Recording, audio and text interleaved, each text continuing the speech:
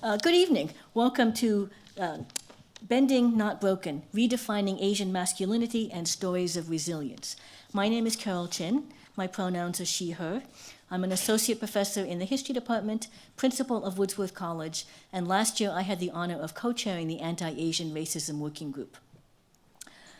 As we begin to think about identities and intersectionalities, and equity in general, it's important also to acknowledge the sacred land on which the University of Toronto operates. It has been the site of human activity for more than 15,000 years. This land is the territory of the Huron-Wendat and the Petun First Nations, the Seneca and the Mississaugas of the Credit. The territory was the subject of the Dish with One Spoon Wampum Belt Covenant, an agreement between the the Iroquois Confederacy and Confederacy of the Ojibwe and allied nations to peacefully share and care for the resources around the Great Lakes. Today, this meeting place of Toronto is still the home to many Indigenous peoples from across Turtle Island, and we are grateful to have the opportunity to work, to meet, and to exchange ideas in this community on this territory. I'd also like to mention that this event is sponsored by the Asian Institute of the Munk School for Global Affairs and Public Policy here at U of T, and the Asian Gold Ribbon Campaign, a community organization about which I think you'll be hearing a bit more later on. It is also co-sponsored with additional support from the Sexual and Gender Diversity Office and the Anti-Asian and Anti-Racism and Cultural Diversity Office, both of which are part of the Division of People Strategy, Equity, and Culture at the University of Toronto. That's a lot of nouns in this introduction. After the panel, which will be about an hour, there'll be time for Q&A, and then there'll be a reception outside. And I've been asked particularly to mention that we have free bubble tea from Cha Time as part of the reception, for those of you who like bubble tea. I'd now like to introduce our moderator, Joe Wong. Joe is a professor in the Department of Political Science, and he serves as the Vice President International for the University of Toronto. He was the Ralph and Roz Halbert Professor of Innovation at the Munk School of Global Affairs and Public Policy through June 2023. He previously held the Canada Research Chair in Democratization, Health, and Development for 2 full terms, ending 2016. Joe's research interests are in comparative public policy and political economy, and he is also, not quite related to political economy, also the host of the award-winning video series, Joe's Basketball Diaries. Joe. Great. Thank you so much, Carol. So let me just reiterate a warm welcome to everyone to this event. This is something that I know I've been eagerly anticipating. It's a conversation that I think is going to be rich, it's going to be meaningful, it's going to be personal. And one of the things I do want to stress at the outset is that this is really intended to be a safe space for everyone. And, you know, the world has been beset with horrific tragedies over the last little while. I know that there are many of our members of our community who are a little on edge, understandably. And I just want people to suspend that anxiety, if only for an hour or so, to really engage with the conversation that we're about to have. So welcome all of you again, and I hope that you take out of this conversation as much as I know I will be taking out of it. Just very briefly going to introduce our panelists. Starting on my far left there is Devo Brown, who is a veteran of the media industry and currently can be seen on breakfast television, which I used to watch every morning, and I'm going to start again for sure. I just don't wake up early enough these days. Next to him is Will Liu, and he's known to many of you, I'm sure. He is the host of the Raptors Show podcast, the #1 basketball podcast in Canada. Robert Diaz is Associate Professor in the Institute for Gender and Women's Studies here at the University of Toronto. And next to him is my son. I'm just kidding. There's a running joke. We were at a 3-on-3 tournament once, and someone overestimated my masculine virility and assumed I was his father, which, of course, if you do the math, is impossible. But Alex Wong is the producer and co-host of the Raptor Show with William Liu. also a celebrated author, and will soon be having a book launch here at the University of Toronto for his latest book. And of course, myself, I'm a professor here, and I have the privilege of serving as Vice President International. So one of the things that, and I wanted to just begin the conversation by getting some quick reactions from all of you. One of the things that we know, certainly we've all experienced, is the portrayal of Asian men in popular culture and film, in the world of leadership, corporate leadership, political leadership, and so on. And as I was doing my pre-read for this, words like weak, effeminate, follower, meek, model minority. These are all the kinds of terms that are used often to describe Asian American men. In fact, I'm quoting from a study in which 28 Asian American men were involved in focus group discussions, and these were some of the terms that were lifted. And this is in contradistinction to what many refer to as the sort of hegemonic masculinity narrative, right? And there are racial and gender overtones here. This is the white male, the dominant white male framing. Charismatic, strong, leader, and so forth. I'm wondering, this characterization that I've just put forward to you, that I'm just drawing from some of the research I've been doing, how does it resonate with you, if at all? Will, why don't I start with you? And this is just going to be a free-flowing, open conversation. Yeah, I mean, I think, thankfully, it's changing. I mean, I think it's very obvious, especially portrayal of Asians in general. It's become more diversified. It's become more prevalent over the last 5-10 years, especially here, obviously overseas and stuff. I mean, we've always had lots of Asian media, and I don't think these stereotypes are really that prevalent over there. But yeah, I mean, especially for me growing up, for example. So I'm 30, so my experiences of sort of seeing Asian representation in media was, I'm just gonna start here. My name is William, I'm Asian. It was at the height of William Hung, like there's a lot of like that, which is very unfortunate, but I think that kind of sort of played into a lot of those stereotypes. Certainly that's what you would hear, in sort of, in your school setting. Obviously everyone teases everybody, but that is sort of the refrain that you're sort of introduced and put onto, for sure, yeah. Hi everybody, I'm Devo. This is on.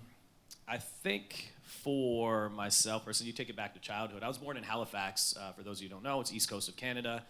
Predominantly, there was, at the time I was born and kind of growing up, there was a race war between Canadian Africans and people that had come up kind of through the Underground Railroad, and the more predominant white culture that was there. So kind of being in between, my older brother and I were like, wait, where do we fit in on this? What side are we on, kind of thing. We were thinking about that. But I played hockey growing up as well. And so I got all the comments from and being not a bigger person, you'd hear that, you're soft, you're weak, man, and then the racial comments. And I thought I had to fight. And I did a lot growing up. Because that was my reaction. I have to protect myself, I have to defend myself, and that's the only way they're gonna hear me. As I got older, I understood that these words can just be, even be more effective than using these. And that's something I had to go through to learn that. So, conversations like this are very important for me because I don't really speak out about this stuff a lot. And to hear what other people have gone through and to hopefully change people's perceptions of what you see in front of you right now or what you might see in the mirror is a big part of this. Looks like Alex. Can we get Alex's mic up?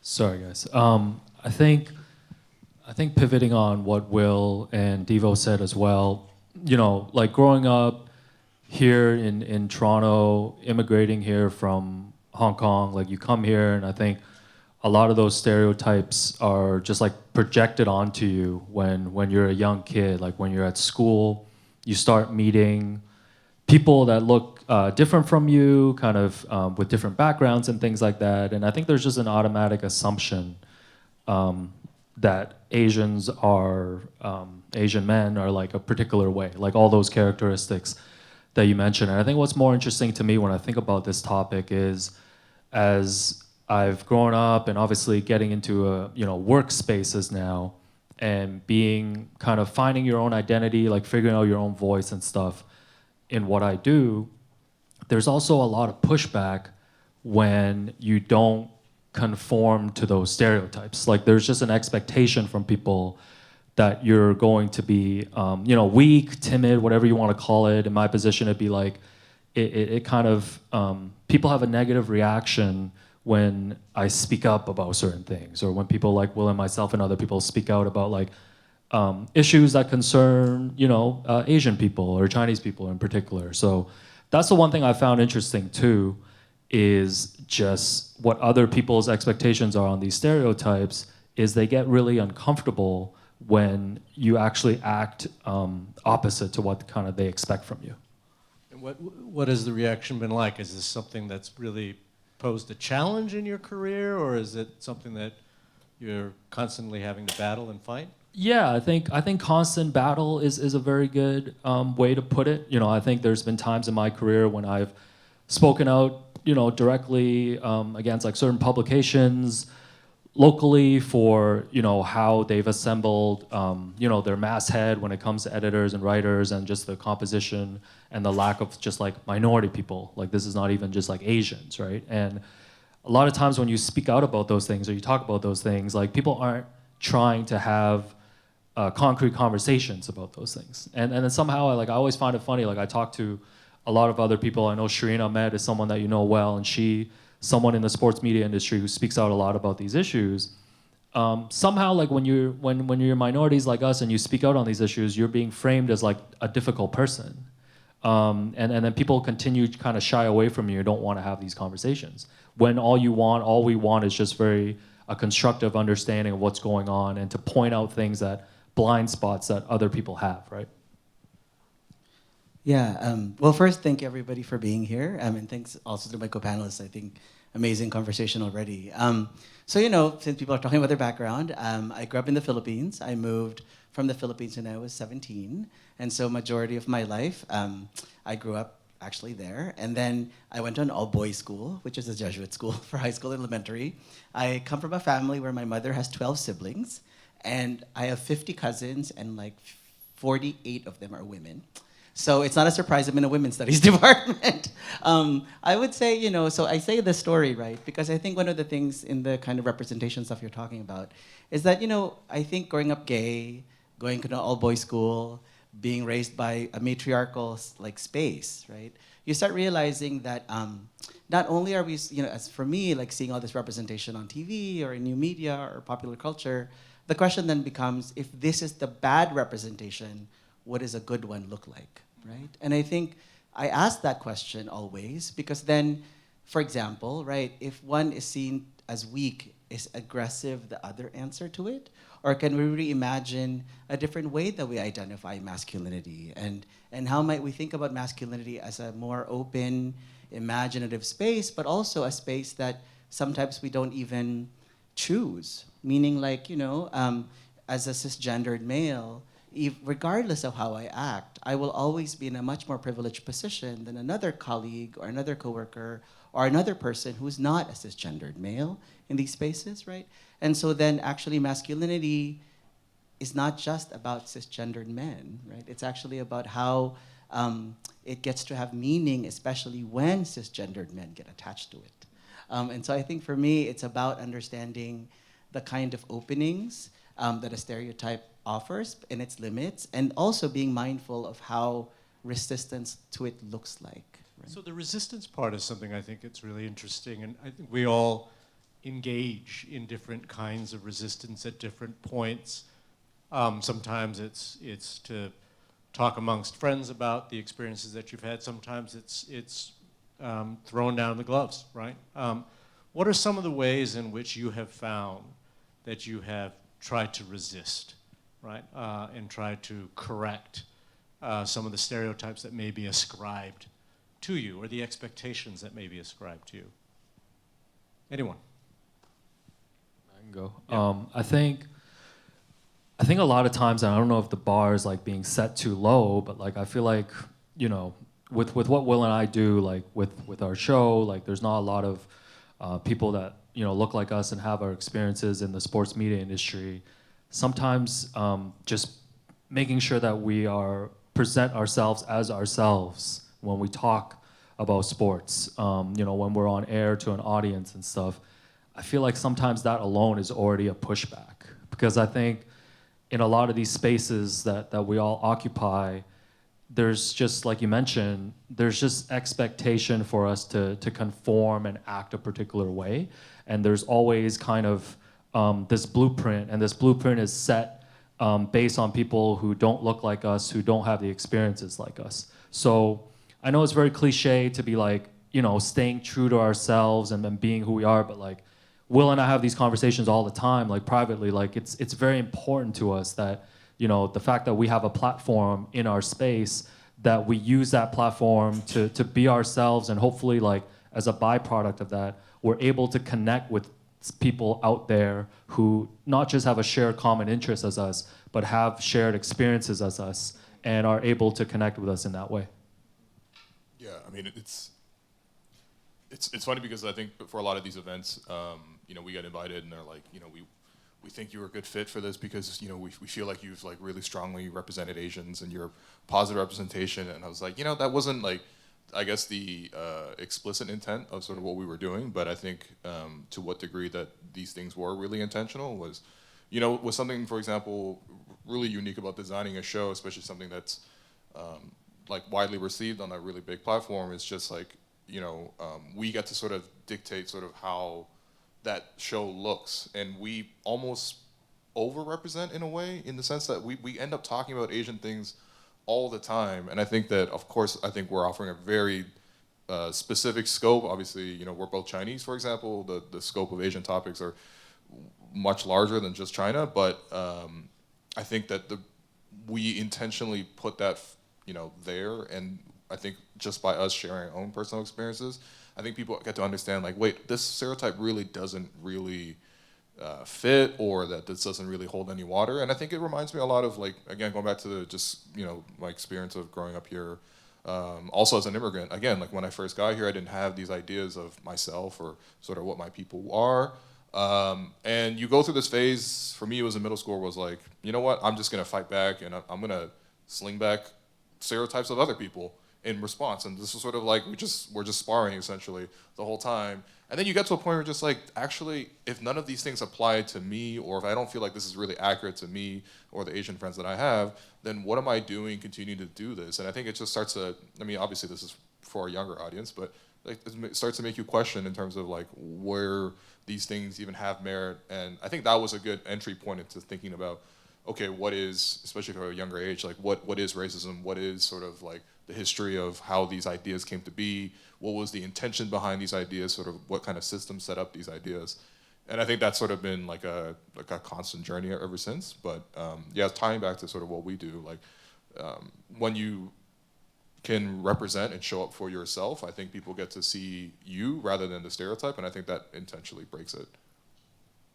Oh, sorry, please, Robert. Oh yeah, no, because I think in relationship to both answers that Alex and William are giving, I think making space, whatever it looks like, right, like, is important. So like for me, making space means first claiming space, right, to say like, this is a space that can be for me, but for others that look like me.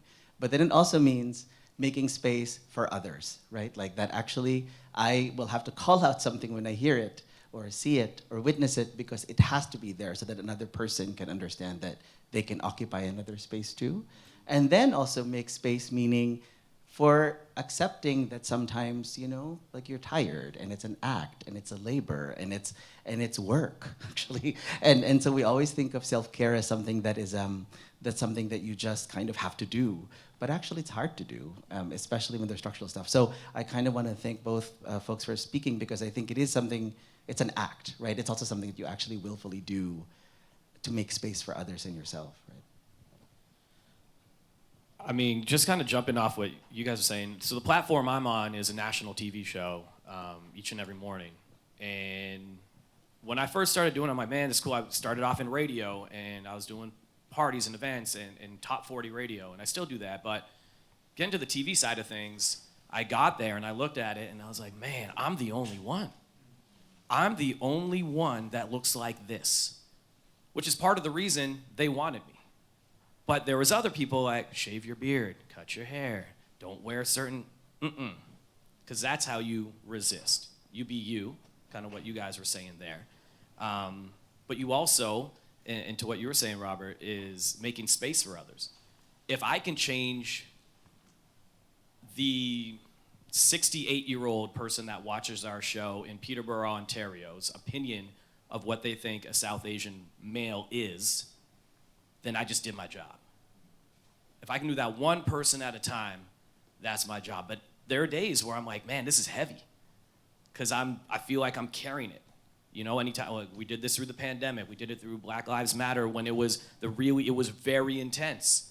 And I felt like, you know, I had to step up and represent for everybody that I knew was not getting a voice heard. And I did that to the best of my ability. It's not gonna be, you know, satisfactory for everybody, but you do what you can because you want to be able to make space, have a voice for the voiceless at times when you have such a platform. And I know, you know, what we do might not be what you guys do each and every day, but if you're able to kind of represent or step up for somebody that you know isn't getting their voice heard, even if it's just that one person and you know that's the right thing to do, I mean, that's huge, one individual at a time. You know, you all talked about the hard work that goes into, in one sense, resisting, but in one sense, living, right? In one sense, enduring in the face of sometimes really overt imposition of stereotypes and so forth. But there's also something that I've always felt to be as equally insidious, and that is the sort of microaggressions and the less obvious, right? It's not the, oh, you're weak, or oh, you're whatever, you know, whatever adjective I began with, but rather the more subtle slights. And it's interesting because I was just reading my son's university application, and it was one of these things like describe an event that had an impact on your life. And he picked this event where he was playing at a select basketball program for Basketball Ontario, and he described how one of the kids asked the coach, hey coach, you know, how many more points do we need, because it was a point differential thing. And the coach pointed to Oliver and said, why don't you ask him? He looks like all he's got are numbers in his head. And Oliver's like, what the fuck? Like, you know, I was selected to play in one of the most elite basketball programs. As he puts it in his paper, I'm here to hoop. I'm here to ball. I'm here to wreck people. And yet, that was what he was seen as, right? I mean, we all heard about Jeremy Lin. You know, what is Jeremy Lin most famous for? I mean, there's lots of basketball accolades now, but for a while it was that he went to Harvard. It fit this mold of what we think even a world-class Asian American athlete is supposed to fit. So it's these kinds of slights, right? Like, I mean, Oliver's kind of like, I think that's a compliment, but I don't particularly like it. And I find that's got to be really trying in terms of the intersection of both race and gender. Yeah, I mean, I think that experience is obviously, there's, for something like, you know, modern minority and like, I suppose there are things you can sort of pick and choose and say like, well, that actually does sound like a compliment, or that sounds like something I wouldn't mind being associated with. But I think just the experience of being stereotyped overall is just dehumanizing. You can't really make an a judgment on somebody or an assumption on somebody based on your sort of preconceived notions. I think that's probably the feeling that he was getting, even though it's sort of not necessarily bad to know the score differential. But you know, I think that, yeah, like that's what you're talking about. And I think He was mad. He was pissed. Right? You know what? Good for him, because you know, as I've heard from you many times, that he can really hoop, and I think that he wants the focus to be about his basketball skill. But I think some of these things are becoming like less micro and more like in your face. And I think that, you know, for me, thinking about just the like COVID-19, that really thrust like Asians into a really, really negative and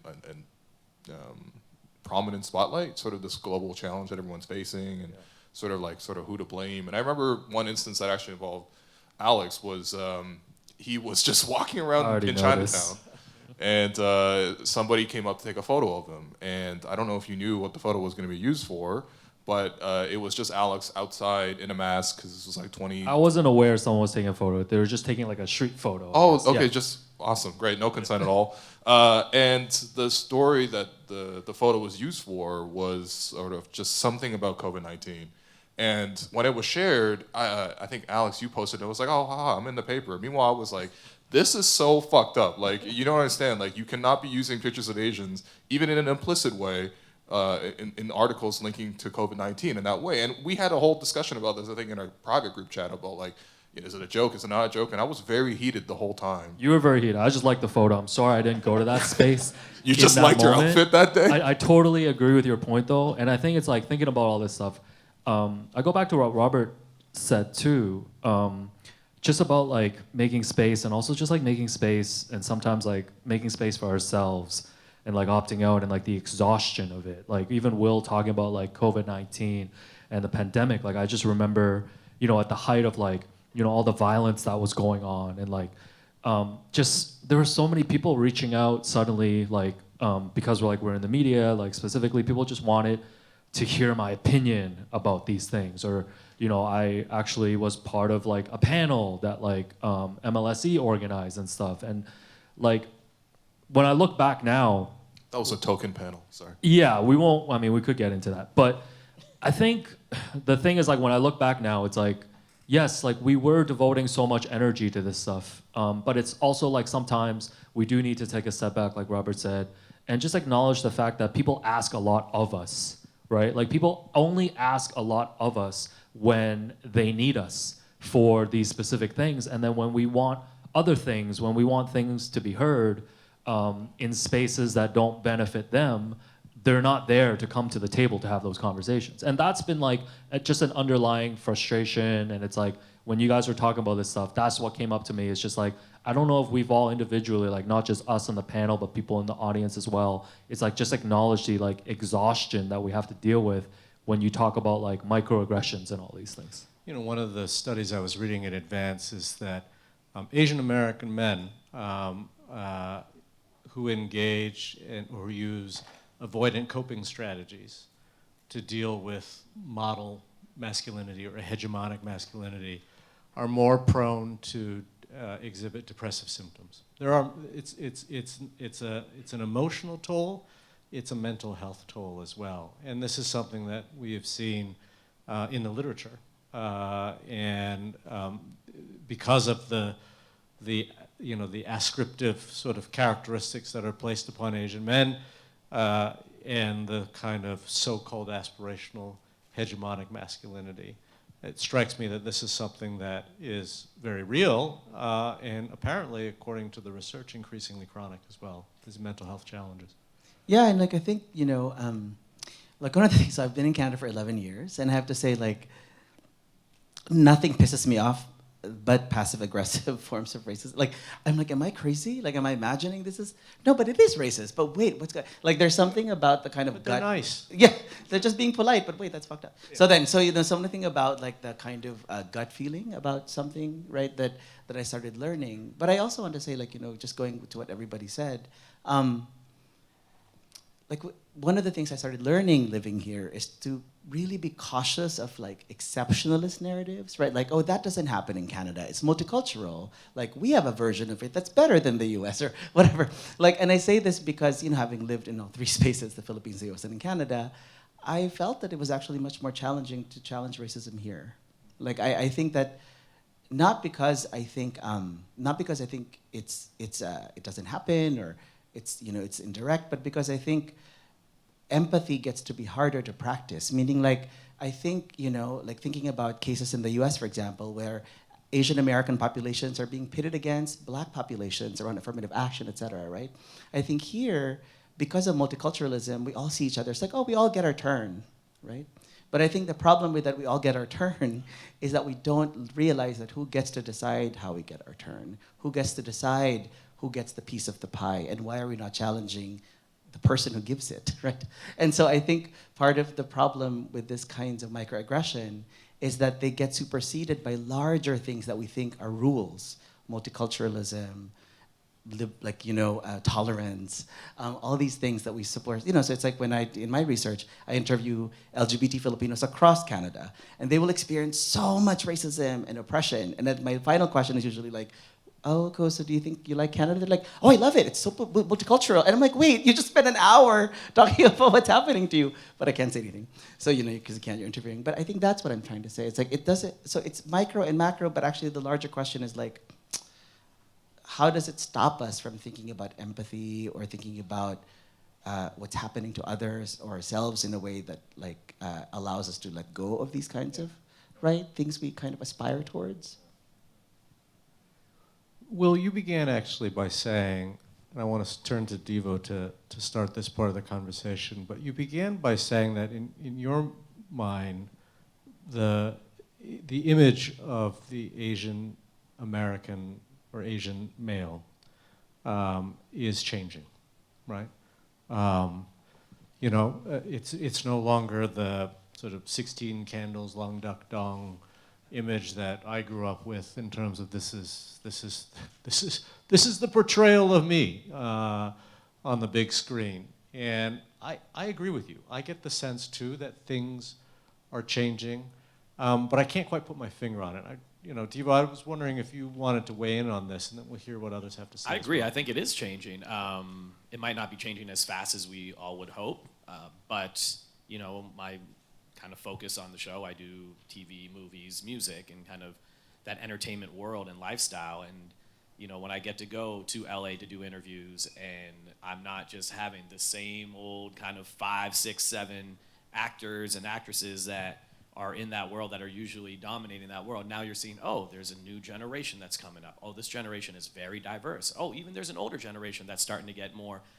The t-shirt that Alex is wearing right now, you're getting that love. You're seeing that. I think there is some change happening. And kind of to follow up with what Robert was saying is, look, we've all been asked to be the token person in the room for a lot of things. At first I wouldn't get, I don't know if offended was the right word. I'd get annoyed by it. I'd be like, oh, I know why you're asking me. I'm aware. I'm not that, I don't look smart, but I'm a little bit smarter than I look. But I say yes. Even though I know the reason is that reason, because I feel like I can still make some change when I do it.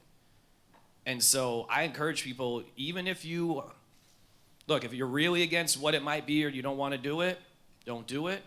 But I encourage you, if you can get into the room because you're invited and you're at the table, having a seat at that table can expand to other seats at the table for people that look like you and that are like-minded like you as well. So that's kind of where I sit with that. I get the tokenism. As long as you're aware of it, you're not naive to it, you can make some change with it as well. But I think there is change happening within all fields, which we see, and especially in the entertainment world that you're talking about. I don't have to be like when I walk into a restaurant, oh, you're picking up the Uber order? I'm like, nah, man, just because I have a knapsack on doesn't mean I'm picking up the Uber order. Just relax, right? Or got to be the doctor or the pharmacist in the show, and convenience store owner. Like, we all know the stereotypes. That's changing. Yeah. You can be the lead role, male or female or whatever gender, in these shows, in these films, and I think that is changing because we have a new generation that is open. I think, again, to the point of Alex's t-shirt, I don't know why you're blocking your t-shirt. It just says Michelle Yeoh. Yeah, and it just, obviously, I loved Everything Everywhere All at Once. I could not stop talking about it on the show when it first came out, and I saw it 3 times in theaters and introduced it to all my family members, and I was kind of like subtly like, here, Mom, like, some of these relationships that we have parentally with the child, and maybe you watch this and you maybe understand it. I showed it to my aunt, and I think what was really cool about that was just following the press tour and getting to see Michelle Yeoh get to all these conversations and interviews and all these awards. And one thing she kept saying about the movie was just that she's waited her whole life for a role like that, and that's coming from someone who's had 30 years of Hollywood blockbuster experience, but that was the first time that she was able to be in a role where she was a lead. The story was about her. The story was about her as an Asian mom, but also at the same time, sort of how that sort of she played into that stereotype, but also sort of how that sort of was universally applicable. And it was just very beautiful to see her story told in that way. And I think especially with how much success that movie got, both commercially and also through all the awards that it received, like, I think the bar just got raised. Like, you just can't come in and tell an Asian story and it's just all kung fu anymore.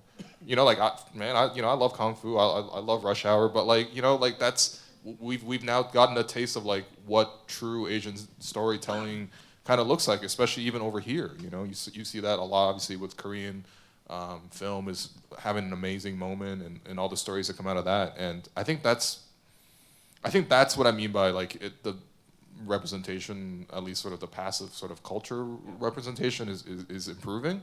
But yeah, I mean, who knows where it goes from here? I hope that this is at least a standard. Yeah, I don't know. I was coming here to hear you review movies, but Yeah. you know, no, I think those are really good points, and I think Devo too, talking about like, you know, this new generation. Like, I know we're talking obviously at an entertainment, like kind of celebrity level, but it also makes me think too, like just younger generation now, which I'm not a part of. I'm 39, but like, I think younger generation, especially Asians, are now, they think about these things more like at a younger age. I feel like just in terms of like identity and things like that. Because like, listen, when I grew up, like when I think about growing up here, I moved here from Hong Kong, coming here. Like, I wanted like white friends. Like, I wanted to be accepted by all the groups here. And it wasn't until later in my life, probably in my last like 10, 15 years, where I really embraced, you know, who I was, my background, and was really proud of that and pushed back against it. And I think there's just such power too in having these conversations like amongst your own like groups, like being able to like gather people together and not feel like, because a lot of times I think a lot of things we've talked about tonight, it's like we feel like we're very alone in this a lot, right? And like even this panel's made me realize that like doing what I do with Will, like having him next to me is such a powerful thing versus like us trying to like navigate our space like on our own, right? So I think there's also just power in like having these conversations like privately with the people that you know that care about these things, and be able to just like share both like you know celebrating our culture, but also sharing the pain and all the frustrations that you go through, because like it just feels so much better when you're able to know you can go to these people and be able to have these open conversations with them. And to just add to that, I think now it's made you realize in the conversation, but we have to support the folks in the panel. Meaning like these spaces don't just come and then stay. If we don't support them materially, politically, economically, by actually watching them, by listening to them, then they will not exist, right? And I think, so what is my responsibility? To listen to the show, to watch you on TV? Like, what is my responsibility to learn about the organizations in Toronto that are working with Asian communities? And I can mention so many of them, from ACAS, the Asian Community Aid Services, to like Kapisanan, the Philippine Arts Organization, and across the Pan-Asian communities that do that, because these community organizations only exist if we support them, right? So storytelling is one part, but also making sure that once a person wants to share the story, we make whatever we can in the small way we can, support them by giving them something, right? And I think like that's the other thing that I started realizing, is that there are these spaces in Toronto, right, that already have that. But just to add to Devo's point, I was actually, like this summer, I walked into a restaurant in the Village that I wanted to name, but I've decided not. And the moment I walk in, this white like person who was in the hostess yells to the kitchen, "Oh, there's an Uber. The Uber delivery person is here." Damn. And so that happened actually. Just even like, but I want to say this too, to say that I think Asia as a category is a big one, and so then not all Asians are stereotyped in the same way, in the same form, right? That as a Filipino person, there are particular kinds of stereotypes about me in this country. That's cool, be quite different from everybody else, and we shouldn't kind of qualify what that is, but I think those things matter, right? Like the kinds of stereotypes that I often challenge in this country are about caregiving, because that's majority of what. I cannot tell you, when I first opened my bank account in Canada, the first thing the manager, because we were living in like this area, like in Midtown, and the first thing the manager told me was, "Oh, it's so cool." And I said, "Oh, what is it?" It's like, "You're the first person that's ever, first Filipino that's opened an account with me that's not a caregiver." And I was like, cool. Like I was kind of like, there's nothing wrong about being a caregiver, but also, what does that mean, right? So I just kind of find that. Yeah, I think that last point's really interesting too, about like obviously like the different stereotypes, amongst, obviously different types of Asians. Like one of the best criticisms, I don't know, that's a wrong way to say it, but one of the criticisms that like I receive like as we're having more conversations about this stuff like on our show is like I do have a tendency to like generalize, and like when we talk about these things like we just say Asian, right? And this is something like I probably like have done it tonight too, is like I'm still learning and trying to catch myself, because like a lot of times when we do share experiences, these are like Chinese experiences for Will and I, and it's like that's one thing that I think was a really good call out by Robert, because like I feel like for all of us too, like when we're working to like have these conversations, some of them are relatively new, to be able to kind of separate those things and not generalize like everyone's experiences. Yeah, well, I mean, that's, when you're in Asia, everyone is stereotyping each other. So when we come here and we're in the same boat, we're very confused. Stereotypical We're like, war hello, right can we at least get accurate ones? So. So true. So true. Like my parents and grandparents were born in Africa. Yeah. In Uganda, but No, you it's know, there's roots in India. So, but I've never been to India, so I don't know what somebody who was born there, now living here, has to go through on a daily basis, right? So we all have, everybody, this room is so diverse, and everybody has their individual stories and hardships and celebrations, and that needs to be understood. And when you walk by somebody, you need to realize that as well. Like, you don't know what they've gone through, you don't know what they are going through. And by the way, no disrespect, there is nothing wrong with being an Uber Eats delivery person or an Uber driver, okay? Just The making most that essential very, workers, very clear. all Like, that is my biggest budget spend of all time. So that is just making that very clear. So I find it really compelling, this idea that, you know, notions of Asianness. I mean, we're unpacking discrimination against Asians in very sophisticated ways. We're also calling out how racism is actually a much more sophisticated apparatus than we oftentimes think. We're also talking about how, particularly as it relates to Asian masculinity, which is, you know, one of the core themes of this panel, how there's more space now to celebrate, to recognize, to identify with than ever before. You know, I was talking to my wife about this last night in anticipation of this conversation, and I said, well, you know, like for instance, Simu Liu, right? And she raised this really interesting point. She said, well, Simu Liu is Ken, right? And he's got the sort of six-pack abs, which in many ways parrots the kind of hegemonic masculinity. And I found that really challenging, because I thought, well, no, but that's not it, right? There's something. And so my question then is are we seeing more space for more positive images of Asian men, masculinities, plural, because society has created more space, that the tastes within society have changed, right? Or is it because Asian American men and Asians, more generally, are just done with these stereotypes, and that there is more of an inner strength now than ever before? Maybe it's market size. Like, I remember talking to Alex early on. I said, you know, how many people listen to your show? It's like tens, hundreds of thousands of people. And I was saying, did you pitch this as your business model to Sportsnet? And you remember you said, no, like you can't pitch, you know, a show based on connecting with Asian Canadians. Oh, you got to infiltrate. You have to infiltrate, right? But you know, market power is a very powerful mechanism to create space. So is it society that's become more permissive, more heterogeneous in its tastes, more accommodating, and so on? Or are people just better at resisting and fighting and finding their voice than ever before? We're all kind of looking at each other right now. So who's going to take this one? I think the demographics have changed in North America, especially, right? When you look at the population and the diversity. So I think what people find, you know, you're mentioning Simu Liu and the Ken kind of aspect of it, what people might find attractive isn't necessarily what they found attractive 20 years ago. And I think that's just demographically what's happened in North America with diversity. I mean, we got a good-looking panel up here, like, you know, if you want to look at it that way. I just think there's a confidence level that's changed as well. When you feel accepted and you feel empowered, the confidence level changes, and I think that brings a little more, I don't know, a little more bounce in your step, and you feel like, hey, I've got this, you know?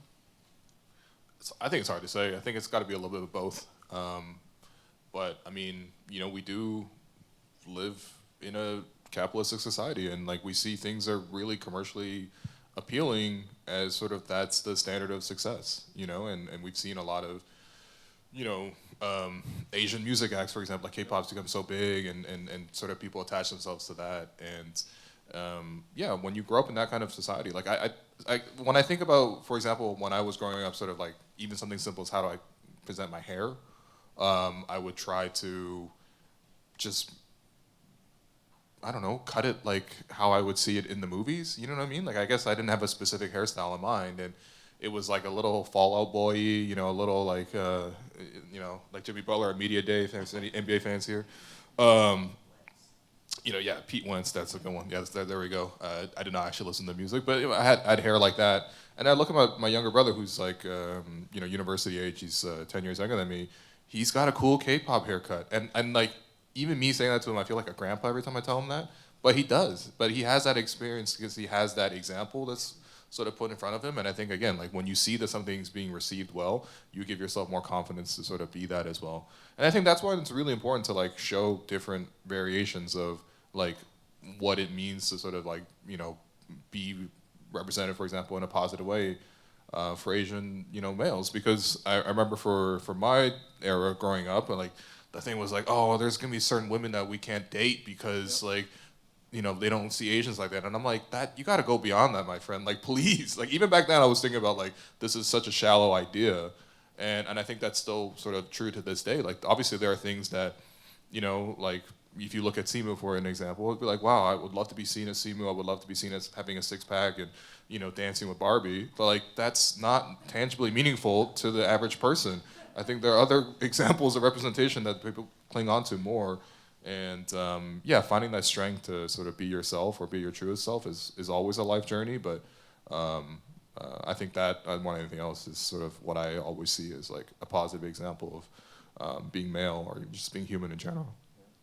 Yeah, and I totally think, to Alex's point, infiltrating matters, because then I always think, you know, so Simu got to this point, but someone decided, right, that they could be there, right? And so I think, you know, in many ways, like, you know, so when you ask a question, like, have things changed, I always want to ask, like, maybe they don't change at the same time for everybody, also at the same place, right? So like, that in many ways, you know, change, you only think something has changed if you think you're the first.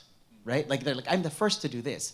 But then maybe someone else did it before you, but they were never recognized, right? Like maybe someone in the back scene was creating the space for you and then you took it, right? And now you're the next, right? And so I think part of the thing for change for me is also going to what the panel also said, is that to be mindful and thankful for like how I got to this space in the first place, number one. So the change can only happen if I understand who made it happen. I was not alone in that, right? And then the other thing too for me is that, you know, change happens in different places. Like I'm thinking, so, you know, popular representation definitely matters. Kim Chi, who's this drag queen on on RuPaul's Drag Race, right, coined the term no fats, no femmes, no Asians in that season of the show. And immediately it became a thing where if you're on any queer app like Grindr, people are like, no, anti-Asian racism, or whatever. I'm like, what is going on? This has like never happened. But you know, but what I'm saying is that then actually I think it's actually like false in many ways. People say that, but it's not true. But I do think that the flagging of the discourse is something that Kimchi did by creating a catchy phrase, right? And so I think that change incrementally can happen sometimes, or it can happen wholesale. But Kimchi did it in that, you know, so actually understanding who allowed those moments to happen.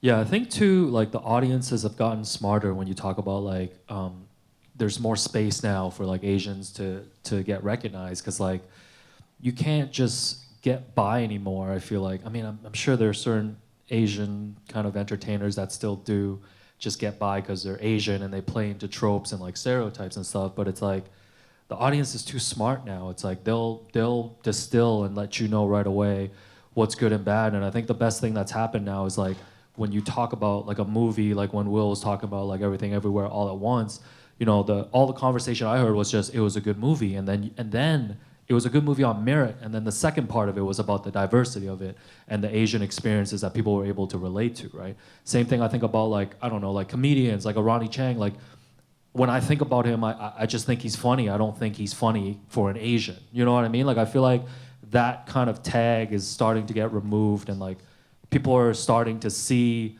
talented people in these spaces just based on their merit. Like, this is one of the things that always bothers me, is a lot of people will like tell Will and I, and like this could be like coworkers or like people in the sports media space, just be like, or we get feedback sometimes like, oh, we're really good for like two Asians, and it's like, nah, man, we're just really good at our job. You know what I mean? Like, you can't put that qualifier on all this stuff. Like, sometimes you just have to respect the people based on their work and their merit, and I do feel like there's more space for that now. I think the internet is also a massive factor in all of this. It really did flatten so much of like, it removed a lot of barriers to access. And if something was, I wanted to say true, but obviously there's a lot of misinformation. But I mean, like, if something did resonate really strong with a huge audience, that gets propagated, and you see people coming out of nowhere nowadays, in a way that I don't think in the past, for example, you could really see that. And I think that along with the internet, obviously, you get to see the perspective of places in different parts of the world that, again, you wouldn't have been able to see 10, 15, 30 years ago, unless there was like a news camera with a, you know what I mean, an operation that's intended to show you that exact perspective. Nowadays, I think that's all really flattened, for better or for worse. Honestly, I don't actually think the internet is like that positive overall, but you know, there is definitely some positive traits that came with it. I agree with that 100%, because before you talk to somebody like, man, you need to travel, right? But now you don't have to travel. People are exposed to so many different cultures while sitting right where you're sitting right now. And I think that is so important, right? Because you now have just an open mind to what you've learned and people you've learned about that you might come across in everyday society now. But before, I was like, oh, I don't know that culture, I'm scared of it. Or I heard this stereotype and I'm gonna stick with that. But now you like, oh, I can look it up and I can learn about this. And if I take the time to listen, wow, this is actually pretty cool, man. Yeah. You know, Yeah. so I think that definitely helps. But, you know, going back to, you know, kind of changing things and talking about, look, I had a meeting with a very senior person in the company I work for, and she had said, you know, the reason, and part of the reason, you know, I wanted to hire you is like, you're really, really good at your job, but I like that you were just different in the sense of how you brought your energy and your style. And we had a meeting recently, and she said, do you know how many people have copied the suits, the no socks thing, the running shoes with it, and everybody on TV, every male anchor wants to look like you. And that has changed over the last 6 years since you've been on television. And she said, I've noticed it, I watch it. She goes, watch it, you started that trend. And I'm like, well, I probably wasn't the first to do it, but I took it and ran with it, made it mine, and everybody wants it. Hey, I'm down. Yeah. You want to dress that way? That's cool. But it's doing that, and that's kind of how you're making your space. That's having something for somebody to look to on the screen to say, hey, I can relate to that. That's what we're seeing more now. Yeah. More examples. Like when I grew up, when you guys grew up, and some of you didn't see yourself reflected in a magazine, in a book, in your textbooks, on TV, in a film. You didn't know, so you tried to look like everybody else that you saw, but none of them look like you. We're getting the examples that look like the rest of us now. And again, like I said, this is a diverse room. That is all being seen now to a greater extent than ever before. I think that's a terrific way to round out the conversation. I want to invite Dr. Gina Wang in a moment to say a few closing remarks, but one of the things that really strikes me is just, on the one hand, all of you have talked about authenticity, right? That there is a commitment to authenticity in the way you dress, in your comportment, the way in which you present your ideas, the way in which you might resist the kind of corporate cultures within which you work, the academic cultures within which many of us work, and so forth, that there has to be a kind of authenticity.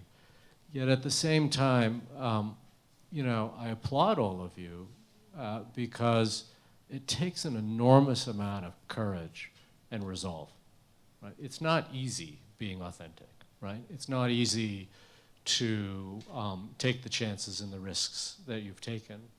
And I applaud you because, you know, that requires a reservoir of resolve, a kind of confidence. And maybe some of that confidence has been endowed to you, but I think a lot of it is also something that you've had to build up. And that, you know, and that courage can be very taxing. And that courage can be exhausting. and to fight the fight, to seek yourself, to see yourself in others can also be really exhausting. And I think one of the things that I hope that our friends and colleagues in this room appreciate is that it requires a lot of care within the community. It requires a lot of self-care in terms of calling out when the stress is getting to you, when the tropes are hurting just that much more, because it'll happen. It'll happen, right? I mean, these are extraordinary leaders in their field whom I can assure you have lots of scars and stories to tell, right? So I think that that willingness to engage in caring for one another, but also taking good care of yourself is absolutely critical. So thank you all to this terrific group of panelists. Thank you for your attention. Why don't we give them a round of applause first, and I'm going to call up Dr. Gina Wong.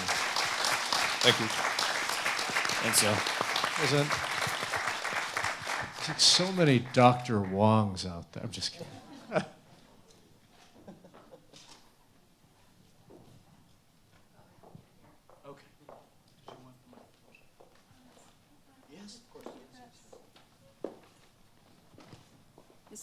Is this working? Oh, great.